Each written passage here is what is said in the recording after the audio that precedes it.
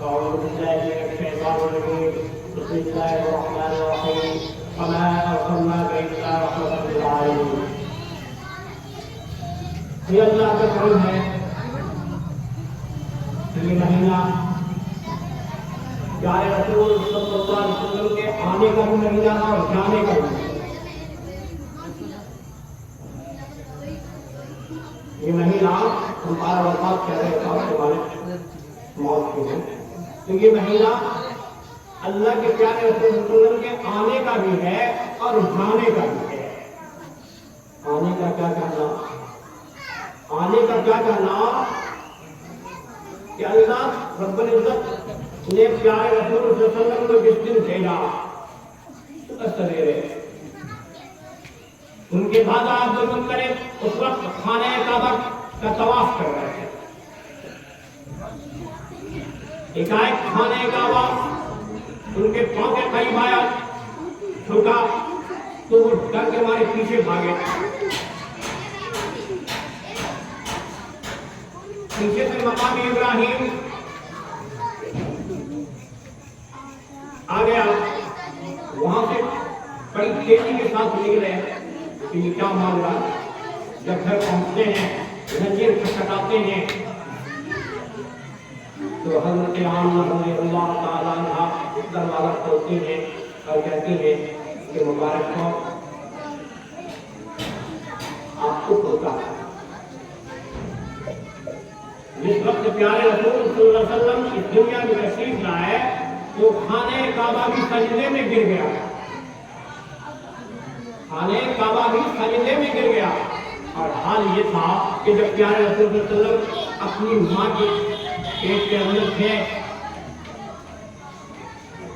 تو ان کی والدہ جب کنویں پہ پانی کے لیے جایا کرتی تھی، یوں ہی کنویں کے پاس کھڑی ہوتی تو پانی اوپر چلا آتا. بہت ساری عورتیں انتظار میں رہتی تھیں اور کہتی تھی کہ ابھی ٹھہر جاؤ یہیں پہ، اس لیے کہ تم جب تک رہو گی تو پانی لینے میں آسانی ہے، پانی اوپر ہے. اور جب وہاں سے نکلتی تھی تو درخت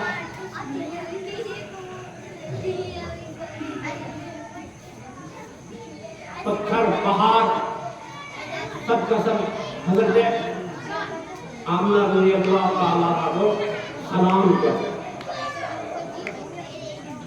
اور خوشبو کا یہ حال تھا کہ دیوار جس دیوار پہ وہ ہاتھ رکھ دیتی تو اس دیوار کے مٹی خوشبو سے معطر ہو جاتی. ایک مرتبہ عبد المطلب نے دریافت فرمایا کہ کیا بات ہے، کہاں سے خوشبو آتی ہے؟ تو انہوں نے فرمایا کہ میں جو تھوک پھینکتی ہوں نا تو تھوک کے اندر بھی خوشبو ہوتی ہے، تھوک سے بھی خوشبو نکلتی ہے. پیارے رسول صلی اللہ علیہ وسلم جب اس دنیا میں تشریف لائے، دنیا کا بڑا برا حال تھا.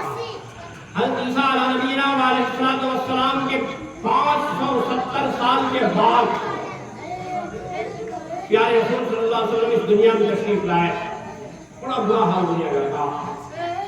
اور ایسے وقت میں پیارے رسول صلی اللہ علیہ وسلم کو اللہ رب العزت نے بھیجا اور انہوں نے اخلاق کا محبت کا سبق سکھایا، ایسا سبق سکھایا، ایسا سبق سکھایا. کیا کہا آپ اندازہ لگا سکتے ہیں. ہم تو اس جھوٹی زبان سے عاشق رسول کا دعویٰ کیا کرتے ہیں، محب رسول کا دعویٰ کیا کرتے ہیں، لیکن حقیقت میں عاشق رسول تھے تو صحابہ کرام تھے. اللہ کے پیارے رسول صلی اللہ علیہ وسلم کے انتقال کی خبر جب حضرت عبداللہ ابن زید رضی اللہ تعالیٰ عنہ کو پہنچا تو حضرت عبداللہ ابن زید رضی اللہ تعالیٰ عنہ فوراً ہاتھ اٹھاتے ہیں، دعا کرتے ہیں، یا اللہ میں اس آنکھ سے محمد صلی اللہ علیہ وسلم کو دیکھا کرتا تھا، آنکھ کو ٹھنڈک ملتی تھی، اے اللہ اب تو میں کسی اور کو دیکھوں گا اس آنکھ سے، بہتر یہ ہے کہ میرے آنکھ کو ختم کر دے. آپ کی روشنی چاہیے. پھر انہوں نے ہاتھ دعا کی کہ اللہ میں پیارے رسول صلی اللہ علیہ وسلم کی باتوں کو سنتا تھا اس کام سے اور اب یہ کام دوسرے کی بات سنے. اللہ ہمیں بہرا بنا دے. اللہ نے بہرا بنا دیا.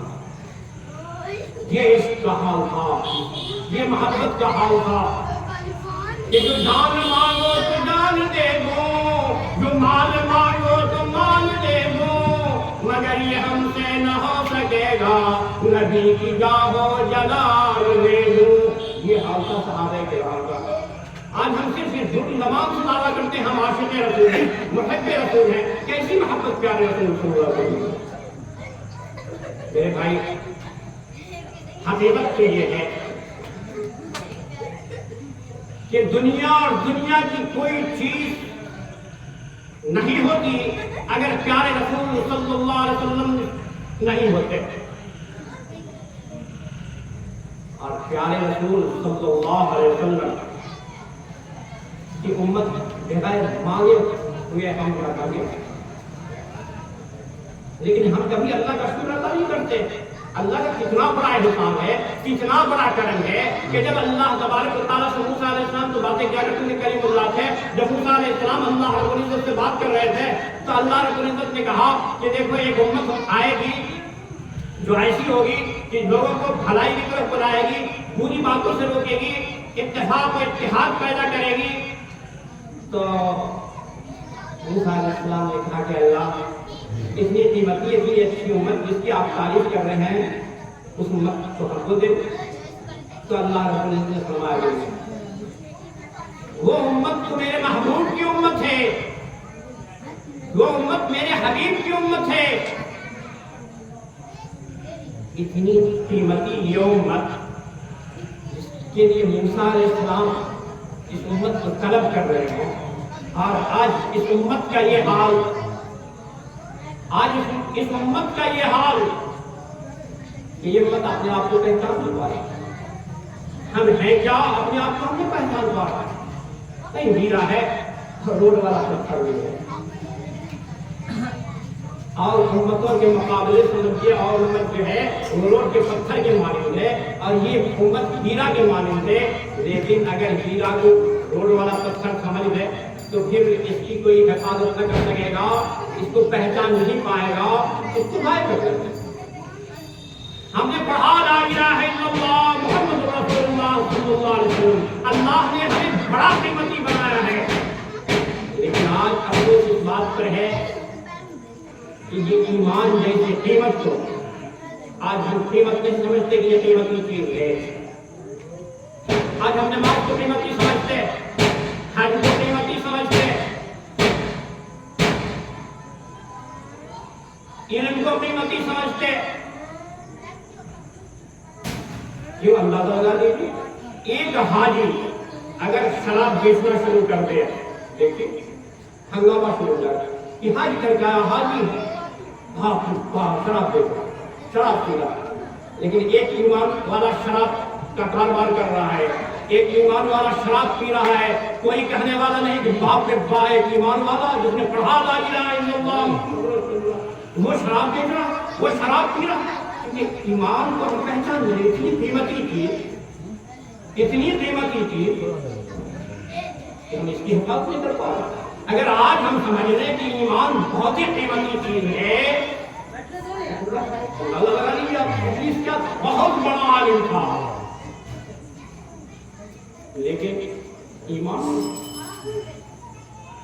بہت بڑا قیمتی, بہت بڑا عالم تھا, اور اللہ نے بڑا قیمتی ہمیں بنایا. ہم نے پڑھا لا الہ الا اللہ محمد رسول اللہ.